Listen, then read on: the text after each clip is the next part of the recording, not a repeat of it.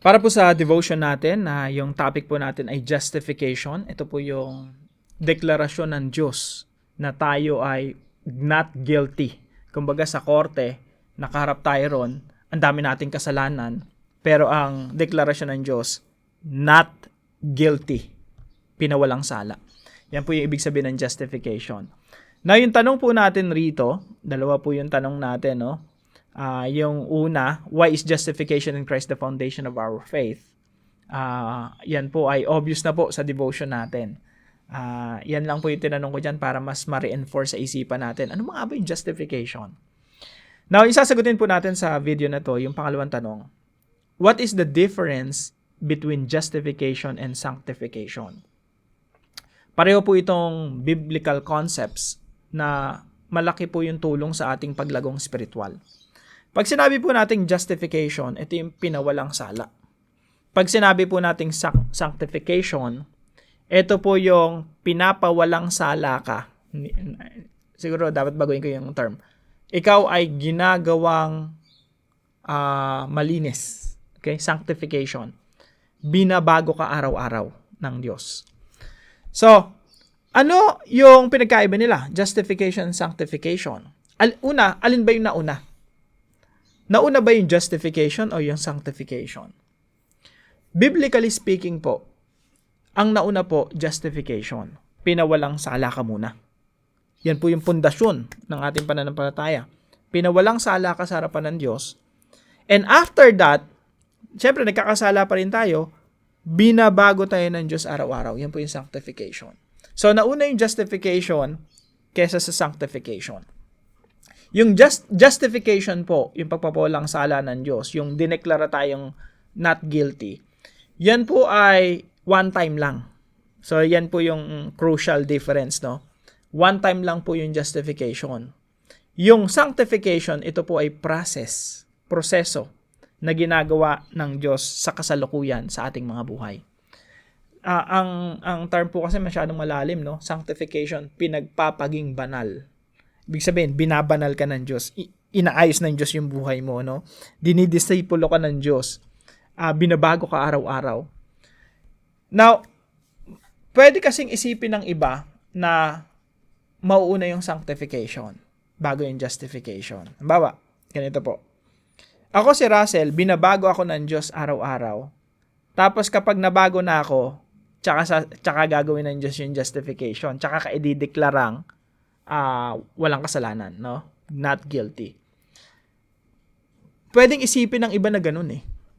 Pero anong implication nun kung nauuna yung sanctification? Ibig sabihin, nililinis ka muna ng Diyos araw-araw. Pag nalinis ka na, tsaka ka idideklarang justified, pinawalang sala.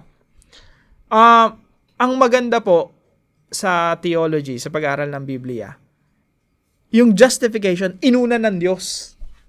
Ibig sabihin, yung legal standing mo sa harapan ng Diyos, wala ka ng kasalanan. And on that foundation, doon ka nakatindig sa pundasyon na yon, tsaka ka binabago ng Diyos araw-araw. Napakaganda, no? Ang lalim ng implication niya, yan yung biyaya ng Diyos eh, na ginawa ka muna niyang anak bago ka inutusan ng Diyos na umasta at umaktong bilang anak ng Diyos. Ginawa ka muna niyang Kristiyano bago ka inutusan ng Diyos na magpaka-Kristiyano. Di ba napakaganda? Hindi siya reward eh. Na, okay, you will be justified pag na-accomplish mo to. No? Pag nagpakabuti ka, may reward ka na justification. May reward ka na heaven. May reward ka na kaligtasan. Hindi ganun eh. Inuna ng Diyos yung reward. Binigyan ka muna ng kaligtasan. Ginawa ka muna ng Diyos na Kristiyano. Binorn again ka muna. Ginawa ka muna ng Diyos na banal bago ka inutusang magpakabanal. Bago ka banalin ng Santong Espiritu. Kaya po, yan po yung difference nila, no? Yung sanctification proseso na ginagawa ng Diyos sa ating buhay ngayon. Yung justification ay one-time declaration ng Diyos in the past. Nung tayo nanampalataya sa Panginoong Jesucristo, sabi ng Diyos, justified. Pinawalang sala na tong tao na to dahil itong tao na to, lahat ng kasalanan nito ay kasama ng napako sa katawan ng Panginoong Jesucristo at ang kabanalan ng Panginoong Jesucristo ay nalipat na sa taong ito, kaya ang taong ito ay justified, pinawalang sala. From now on, mamuhay ka ng may katuwiran. Isa-sanctify ka na ng Diyos. Babanalin ka na ng Diyos. Yan po yung difference. So, in conclusion, mga kapatid, tayo pong lahat, ginawa mo na tayong mga anak ng Diyos. Ngayon tayo mga anak na ng Diyos, umaakto na tayo bilang kanyang mga anak. Hindi po baligtad, no, na parang, okay, bago ka tanggapin ng Diyos, umasta ka munang anak. Magpakabuti ka muna bago kanya ideklarang anak. Hindi, tinanggap ka niya.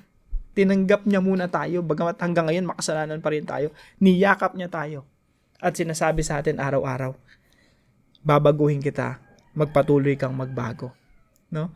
Araw-araw kang babaguhin ng Santong Espiritu. Yan po yung biyaya ng Diyos. Biyaya ng kaligtasan na tinanggap po natin. Kaya po tayo niligtas na ng Diyos. Umasta tayo, mamuhay tayo bilang mga ligtas. So yun lamang po, pagpalain po kayo ng ating Panginoon. See you po tomorrow 5 a.m. dito sa ating Daily Devotions.